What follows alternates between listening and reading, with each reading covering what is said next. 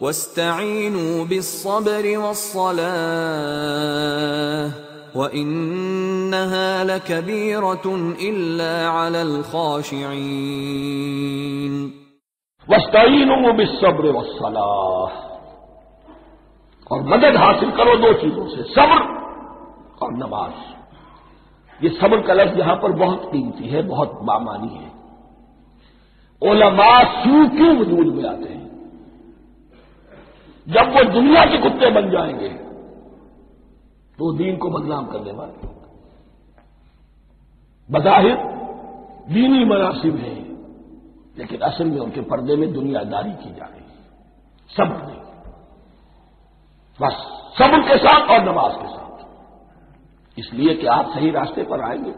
اگر کوئی عالم دین لوگوں پر تنقید کرے گا، لولا ینہاہم الربانیون والاحبار، کیوں نہیں روکتے ان کے علماء اور ان کے اولیاء اور صوفیاء ان کو حرام کھانے سے اور جھوٹ بولنے سے؟ اگر کوئی شخص روکے گا اس کو پھر نذرانے تو نہیں ملیں گی، اس کی خدمتیں تو نہیں ہوں گی۔ اگر تو دنیا میں صبر اختیار کرنا ہے تب تو آپ حق بات کہہ سکتے ہیں، اور اگر دنیاوی ایمبیشنز ہے تو پھر آپ کو کہیں نہ کہیں کمپرومائز کرنا پڑے گا۔ واستعینوا بالصبر والصلاۃ، صبر اور نماز۔ وَإِنَّهَا لَكَبِيرَةٌ، اور یقیناً یہ بہت بھاری شے ہے، بہت بھاری شے ہے۔